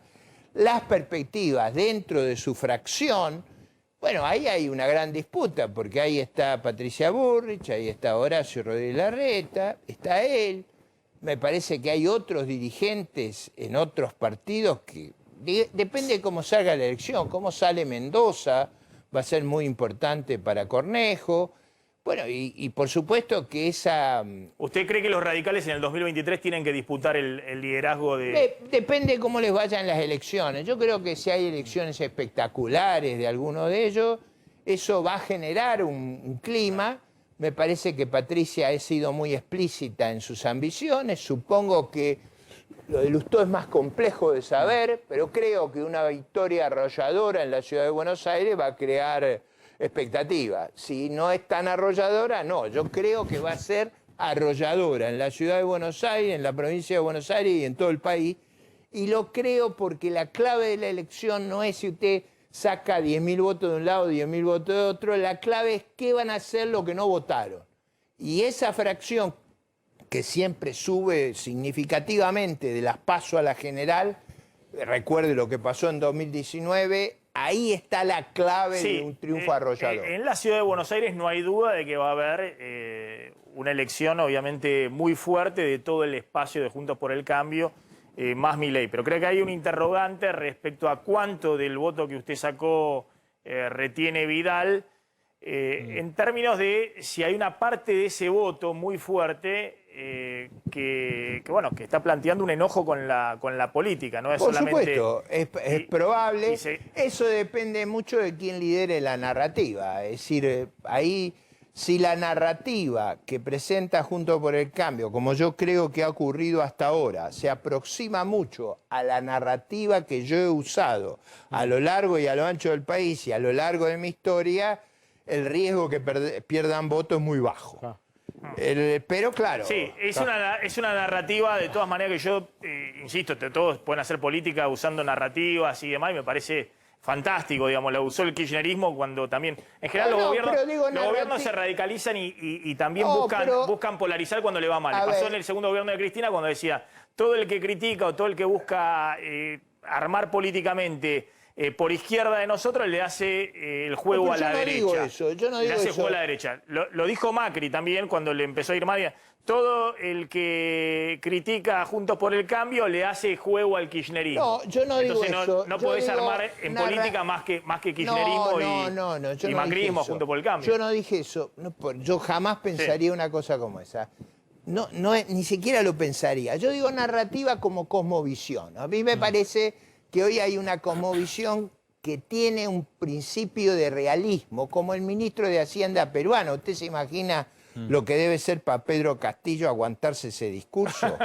Pero a veces usted no tiene más remedio. O sea, y creo, se lo digo hacia adentro y hacia afuera, que el discurso de un planteo muy a favor de la libertad, de la iniciativa privada, del emprendedurismo, de los innovadores, de la competencia, está en el corazón de la salida argentina. No lo vamos a resignar. Ricardo López Murphy, gracias. Muy gracias. amable, como siempre, un gusto. Vamos con el móvil. Ahí está Pablo Layuz con novedades. Atención, ¿qué pasa con Bisotti, con la ministra de Salud? Maxi, ¿cómo está? Todo está internada aquí en la clínica Tamendi. No, luego de haber estado ayer en una jornada en Mar del Plata, de algunos anuncios, sintió algunas molestias, hoy consultó y apendicitis es el cuadro y va a ser intervenida aquí en este sanatorio, donde se nos adelantó que se encontraba de buen humor, obviamente atendida con los cuidados necesarios, y se prometió que luego de la intervención quirúrgica se iba a entregar un parte oficial con las novedades con respecto a su salud. Pero está internada aquí, en este sanatorio Otamendi, reitero, apendicitis de su cuadro y va a tener que ser intervenida. Bien, Pablo, esto fue sorpresivo, ¿no? ¿Dónde estaba? Repetir rápidamente, Pablo, ¿estaba en Mar del Plata? Ayer estuvo toda la jornada de Mar del Plata, donde empezó a sentir los primeros dolores. Ahí empezó a sentirse las primeras molestias, obviamente, el día, claro, y obviamente que en la jornada de hoy ya consultó, y hoy se conoció que sufrió del cuadro apendicitis y que va a tener que ser intervenida. Bien, Pablo, gracias, muy amable. Bueno, contame lo que te quedó, el plan para regularizar empleadas domésticas o el servicio doméstico, lo que anunció ayer el gobierno. Lo tiene así titulado Slotnick. Bueno, contame de qué se trata. Bueno, el anuncio tiene que ver con que el Estado va a pagar durante 6 meses entre el 30 y el 50% de los salarios de las empleadas domésticas. Obviamente es un plan para blanquear el trabajo de estas trabajadoras.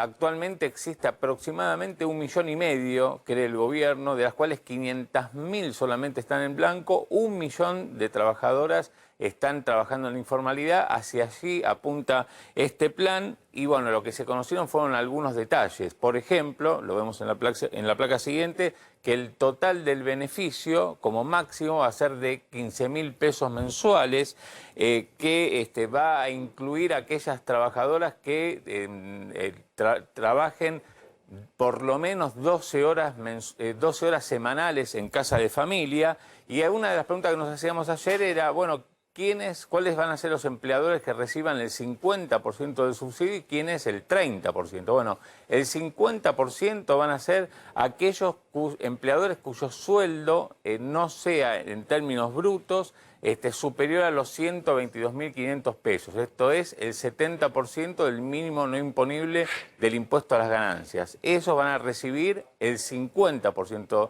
del subsidio del salario de la trabajadora doméstica. ¿Quiénes van a recibir el 30%? La próxima placa. El Estado paga el 30% del sueldo si el ingreso bruto del empleador es de entre 122.500 y 175.000 pesos. ¿Esto qué quiere decir? Que si el empleador cobra más de 175.000 pesos en bruto, o sea que paga el impuesto a las ganancias, bueno, ahí no va a poder tener el subsidio para pagar el salario de la trabajadora doméstica, porque lo que se interpreta es que ese trabajador ese empleador que paga el impuesto a las ganancias ya recibe un aporte del Estado cuando puede descontar parte del salario a través justamente de no pagar impuesto a las ganancias por lo que paga de salario de la trabajadora doméstica.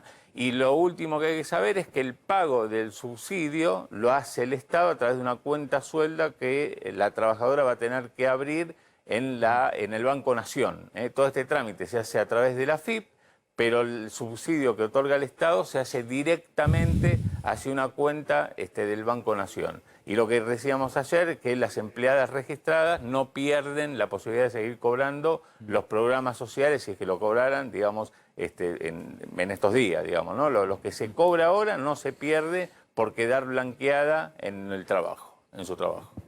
Ese es el detalle del... El plan Vicky Donda le dicen, porque es el Estado ayudando a pagar el trabajo de las empleadas domésticas, jocosamente, dentro de la oposición. No, está bien, es un sector de gran informalidad. Obviamente siempre se plantea que los empleadores que tienen formalizado el empleo doméstico el 70% ya lo vienen haciendo, sí. y no pueden acceder a este tipo de estímulo, de beneficio, pero bueno, evidentemente es uno de los sectores con mayor informalidad y bueno, hay distintas formas de estimular la formalización. Claro. Una es el estímulo, digamos, una es el incentivo, claro, digamos. Claro. La otra es el palo, digamos, y el palo son las inspecciones, todo lo que conocemos cuando hay sectores que tienen una gran informalidad, pero bueno, evidentemente quieren ir adelante con el tema del premio, el incentivo, porque la verdad que es un incentivo grande para aquellos que... Claro. Y es uno de los sectores más castigados por la pandemia, y además, justamente, porque la gente... Uno podría plantear por qué no hicieron eso el año pasado, porque es un momento clave, digamos, se cayó el padrón de pagos de servicio doméstico el año pasado, fue uno de los sectores donde desaparecieron los aportes de la AFIP, pero bueno, se anuncia ahora. No me quiero quedar en este tema, vamos a contar en un ratito el tema de las medidas con el tema seguridad, lo que dijo Aníbal Fernández, no sé si tenés algo adicional con el anuncio que hicieron. Sí, el título es que anunciaron la instalación en Rosario de una unidad especial para la lucha contra los narcos. Participó de este anuncio Aníbal Fernández, el flamante ministro de Seguridad, Juan Mansur, Guado de Pedro y, por supuesto, Omar Perotti, el gobernador de la provincia de Santa Fe. Después te cuento detalles. Bien, vamos a Estados Unidos, ahí está Lucía Ugarte. Lucía, ¿qué tal? ¿Cómo estás? Hola Maxi, ¿cómo estás? Bien, acá viviendo el auge de los pasajes de Buenos Aires a Miami. En un 90% ya están totalmente vendidos en las próximas semanas por este inminente anuncio de las vacunas, ¿no? Si bien se dijo que desde noviembre va a ser obligatorio que los pasajeros internacionales estén vacunados, la realidad es que todavía el CDC no publicó el boletín oficial. O sea que estamos esperando todavía cuál va a ser la vacuna que realmente va a ser aceptada o no para ingresar a los Estados Unidos y si las combinaciones van a servir o no también. Que esto le preocupa tanto a los argentinos que no recibieron las vacunas que hasta ahora fueron aprobadas por la FDA, como son la Pfizer, la Johnson o la Moderna. Pudimos hablar con Leandro Suárez, que es el cónsul argentino en Miami, que nos dijo lo mismo. Dijo, no saquemos conjeturas apresuradas, esperemos oficialmente el parte que se va a ver inminentemente en los próximos días. Y hasta ahora, en realidad, la única vacuna que está aprobada por la FDA es la Pfizer en sus 2 dosis. El resto, la Moderna y la Johnson, tienen una aprobación por emergencia. Así que todo el resto de las vacunas están en jaque. Bien, Lucía, y decime una cosa. Vos decís que están aumentando el tema de los viajeros argentinos que, claro, que quieren aplicarse vacunas que después sean aceptadas por la OMS. Ayer nos decía Adrián Sack que el tema de la vacuna de Sinopharm, que se ha aplicado mucho acá en la Argentina, más de 13 millones de personas vacunadas con Sinopharm, en principio serían aceptados en Estados Unidos. Por eso te digo, no hay que sacar todavía conjeturas apresuradas. El cónsul nos dijo, por favor, esperemos el parte oficial. Todo lo que hay hasta ahora son especulaciones. O sea, la vacuna va a ser obligatoria, pero ¿qué vacuna? ¿Qué combinación? ¿Cuándo va a ser útil o no una o la otra? Eso todavía no está resuelto. Lo que sí se sabe es que esta medida se tomó para tener reciprocidad, por ejemplo, con Europa y por exigencia también interna, ¿no? Del consumo interno por las cámaras de comercio. ¿Por qué? Porque justamente necesitan el turismo, ¿no? El turismo de Europa, desde Asia. Y hasta ahora no estaba siendo posible. ¿Sabías que la gente que venía de Europa tenía que pasar 14 días en un tercer país que no esté en la lista de emergencia? Por ejemplo, en el Caribe, y ahí recién podía ingresar a los Estados Unidos. Lucía, a ver si, para aclarar un poco, porque creí entenderte recién que solo la Pfizer sería la que está con todas las aprobaciones para ingresar a Estados Unidos. ¿Esto quiere decir que, por ejemplo, los que tengan 2 dosis de AstraZeneca no podrían ingresar a Estados Unidos? Porque la crónica, cuando leemos los diarios, es que solo los que tienen la vacuna Sputnik estarían impedidos a partir de noviembre de ingresar, pero los que tienen las vacunas aprobadas por la OMS podrían ingresar. ¿Podés aclararnos mejor esto? Es que estamos esperando el boletín oficial del CDC, el Centro del Control de Desastres, quien que va a decir qué vacuna entra y qué no. La FDA, que es quien aprueba las vacunas, solamente aprobó la Pfizer. La Moderna y la Johnson están con aprobación de emergencia, es una aprobación condicional. Sí, y la OMS, por su lado, tiene sus aprobaciones de la vacuna. Pero entonces, la realidad es que hay que esperar el CDC. Claro, pero imagínate que sería un escándalo que vacunas aprobadas en Europa no sirvan para que entren ciudadanos europeos a Estados Unidos. Si querés, más allá de la cuestión sanitaria y si realmente están las explicaciones pertinentes para que se apruebe la Sputnik o no, podés entender una situación geopolítica con Rusia, pero imagínate que en noviembre prohibir la entrada de AstraZeneca o de vacunas que funcionan en todo el mundo, a mí me parece como demasiado, ¿no? Y claramente lo que hay acá, es que lo que hay son presiones políticas y económicas de un continente hacia otro, de un mercado hacia otro. De hecho, si Estados Unidos necesita que ingrese el dinero de Asia, los turistas de Asia, es muy probable que todas las vacunas originadas en China estén aprobadas. Esa sería una conjetura real, pero la realidad es que estamos haciendo especulaciones porque el boletín oficial todavía no fue aprobado. Lo que sí podemos contarles es que encontramos hace unos días pasajes de Buenos Aires a Miami por $1,5 millones de pesos, ida y vuelta. Solo una persona en cabina económica. La realidad es que los precios están disparados. Una locura, una locura. Más los 21 días de alojamiento que tiene que tener una familia tipo para poder darse las 2 dosis de Pfizer. Estamos hablando de cifras millonarias que lamentablemente no cualquier ciudadano puede afrontar. Sí. Después vamos a contar un poquito el tema de los regresos, ¿no? De cuándo se levantan las cuarentenas en los regresos de argentinos del exterior, pero eso se está levantando, ¿no? Eso se está levantando. Sí, acá para ingresar no va a haber cuarentena, pero sí lo que igualmente también está en jaque y en polémica es que inclusive para el ciudadano americano que viaja al exterior es posible que se le pida la vacuna para reingresar. Entonces pone en jaque al 50% de la población americana que hasta ahora no tiene vacuna. Claro, no tiene vacuna. Por eso creo que este boletín está tardando mucho más de lo deseado. Se tomó esta política, ¿no? de las vacunas, de los viajeros internacionales vacunados para frenar un poco también el tema de la Delta, la variante Delta que está llevando más muertes lamentablemente en Estados Unidos, pero por otro lado no tenemos un boletín cierto de qué vacunas sí y qué vacunas no. Bien, Lucía, gracias, muy amable como siempre, muy amable. Iba a estar Florencia Cariñano, la directora de Migraciones y demás, explicando este tema de cómo se iban a hacer si las cuarentenas, las aperturas y demás, pero bueno, parece que tuvo otras obligaciones y no pudo estar. Entonces, qué sé yo, estoy con 80 temas en la cabeza, economía y demás, no me puse a ver el tema de los requisitos de apertura de frontera y demás. Ahí hay un iba a estar la funcionaria que iba a explicarlo y no va a estar. ¿Me puedes explicar Hay un brevemente, contrapunto con porque eso. estamos hablando de las vacunas afuera y demás, Sí. y se están poniendo requisitos acá para vacunas acá. Sí. Ahora me contás que dijo Matías Lamens, o lo tenés vos, Claudio, con el tema, lo que dijo Lamens con el tema del fútbol y Que la se- que primera va a ser dosis, y primera necesario dosis de tener la vacuna. Una dosis, Lamens dijo esta mañana que va a ser necesario, por lo menos que los que vayan a la cancha tengan una dosis de la vacuna aplicada, que se lo van a pedir antes de entrar a la cancha. Entonces, por lo menos una dosis. Pero, Eso perdón, va a ser sería bien. el primer espectáculo, porque uno cuando va, por ejemplo, al teatro hoy, o al No, cine, no te no te piden. piden nada. No. Sería el primer espectáculo Masivo, en este caso, ¿no? bueno, ya masivo, más de 1000 personas, donde Claro. están pidiendo. Con lo cual es posible que cuando habiliten, no sé, próximamente el No, tema recitales, de shows. recitales, más de 1000 Claro. personas y demás, también pidan una dosis. Y claro, y abre la puerta que sea así, digamos, espectáculo masivo, más de 1000 personas, que al público se le pida por lo menos una dosis. Bueno, vamos a ver quién lo puede explicar. Es muy importante esto, pasarlo en la Argentina, porque estamos pidiendo información sobre otros países y estaría bueno que alguien nos lo explicara para la Argentina. Está en Chile Isidora Bello. Gracias, Isidora, por atendernos, muy amable. Contanos, ¿cuál es el requisito? ¿Ya están abriendo a los extranjeros las fronteras ahí en Chile? Sí, mira, les contamos, buenas tardes, les contamos que actualmente ya está con una apertura de fronteras Chile a contar de septiembre, solamente aquellos extranjeros que hagan ingreso a nuestro país con las vacunas correspondientes. Ahí, por ejemplo, se pide un esquema de vacunación, tienen que contar al menos con 2 dosis, en el caso, por ejemplo, de Pfizer, Sinovac y otras vacunas, en el caso de Cancino con la dosis que se solicita, y además con un seguro de $30.000 y por supuesto hacer la cuarentena correspondiente de los 5 días en algún hospital o en algún hotel sanitario, porque antes eran hospitales, pero ahora son hoteles sanitarios.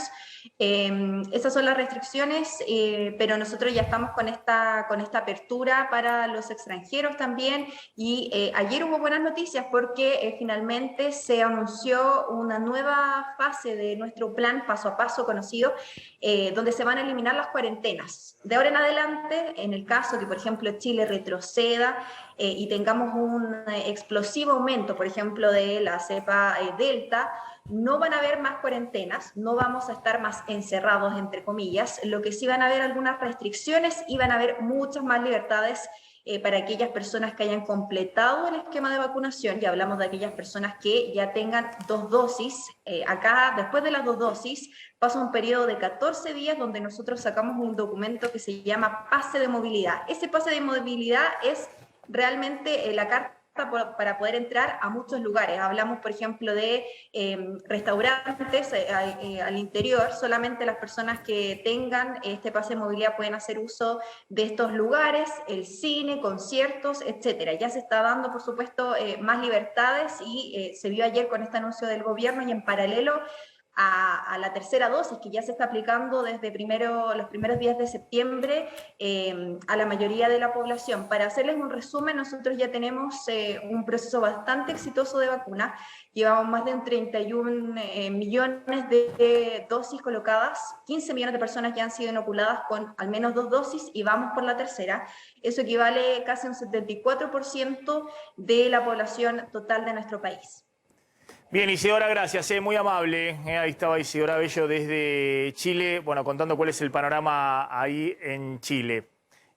Contame lo que tenés de los 2 fondos de inversión que pueden presionar y disparar el dólar hasta las elecciones si no se llega a un acuerdo con el Ministerio de Economía, en un día donde están calientes todos los dólares para arriba. Y claro, porque digamos, está en auge la dolarización, justamente este proceso dolarizador, y digamos, cuando uno tiene que entender quiénes dolarizan, no solamente son empresas locales, sino también empresas o fondos de inversión locales, sino ahí prestan mucha atención en el gobierno con estos 2 fondos internacionales muy conocidos, porque participaron de las últimas reestructuraciones de deuda que se hizo ya en el gobierno de Macri y antes también. Templeton y PIMCO. Templeton y PIMCO. Son de los fondos globales más grandes que tienen deuda argentina. Pero déjame hacerte un punto ahí. Sí. Macri los convence allá a fines del 2016 de que la Argentina por los próximos años no iba a ser más la Argentina. y sobre todo Templeton, pero también PIMCO, compran deuda en pesos a tasa fija por debajo de la inflación a 5 años. Deuda en pesos a tasa fija. En la Argentina con una tasa muy baja, no recuerdo bien la tasa, pero era una tasa que estaba por debajo de la inflación que proyectaban. No sé si era tasa 15% o 20%. Nosotros lo contamos esto. Y compran una gran cantidad de bonos. Compran en total como 5.000 millones de dólares en bonos en pesos. Uno de esos bonos era, por ejemplo, el bote, se llamaba bonos del Tesoro en pesos. Obviamente les duró poco la emoción porque se colocan esos bonos, creo que fines de 2016, también algo de 2017. 2018 viene la devaluación, la inflación se dispara al 50% y todos esos bonos empiezan a licuarse. Y los tipos se desesperan. De hecho, hubo presiones enormes porque tuvieron pérdidas importantes. Obviamente son fondos multimillonarios, tienen más de $1 billón de dólares que administran, 5.000 millones de dólares, no le hace mella al fondo global, pero sí a los administradores de cartera que tenían el tema de Argentina. Eso generó, obviamente, que parte de esos fondos a Macri no quisieran verlo ni en figurita, digamos, está muy enojado con Macri, con Sturzenegger, con los que le vendieron la historia de que la Argentina no iba a ser en el futuro más la Argentina. Algunos de esos fondos fueron canjeando los bonos por otros bonos del Tesoro en pesos, que lo hizo el actual gobierno, para ir pateando la cosa para adelante. Bueno, todavía tienen una posición importante, tienen más de 1.000 millones de dólares de bonos en pesos, y obviamente ya se quieren ir, hace rato se quieren ir. De hecho, Guzmán, el año pasado, les emite 1.500 millones de dólares de bonos en dólares, fue la única deuda en dólares que emitió Guzmán, para que se vayan comprando esos bonos, canjeando sus bonos en pesos por esos bonos y no presionaran por una devaluación todavía mayor. Bueno, ¿cómo está la situación ahora? Bueno, que a mí lo que me dicen es que tienen aproximadamente 1.300 millones de dólares. Sí. Esto calculado a un dólar de 190, que es lo que son los dólares libres. Completar rápidamente las placas, dale, completar las placas y vamos a la tanda. 250.000 millones de pesos, eso es lo que tienen. Entonces son 1.300 millones de dólares y hay que prestar mucha atención a la licitación que habrá hoy en el Ministerio de Economía, justamente para refinanciar deuda en pesos. Entonces, ¿qué harán estos fondos? ¿Irán a esa licitación o no es una licitación por 185.000 millones de pesos? Si no van a la licitación, si no quieren aceptar otros bonos en pesos a 3 a 6 meses máximo, que son los que está poniendo en el menú el Ministerio de Economía, lo que tiene que hacer el gobierno es pagarle con pesos. Obviamente el Banco Central le emite al Tesoro y el Tesoro le paga al acreedor con pesos. Con esos pesos lo que hacen los fondos es correr, obviamente, al dólar libre, que es este dólar contado con liquidación CENEVI, que está arriba de los 190 pesos. Claro. Obviamente, si haces una presión grande con lo que tienen en cartera estos fondos, con los pesos que tendrían si no renuevan la deuda, obviamente ese dólar se dispara a cualquier valor, muy por arriba de los 200 pesos. Esa es la discusión que hay ahora. Imagino las negociaciones que está llevando adelante Economía con esos fondos de inversión para darle salida más ordenada. Claro, y bueno, que no te escalabren todo el mercado cambiario en las próximas semanas. Y lo que estamos viendo es que justamente esta incertidumbre que hay en el mercado, lo que hace es que ese dólar libre, que hoy estaba 193 a la mañana, ahora esté 195. Vamos volando a la tanda, ya volvemos.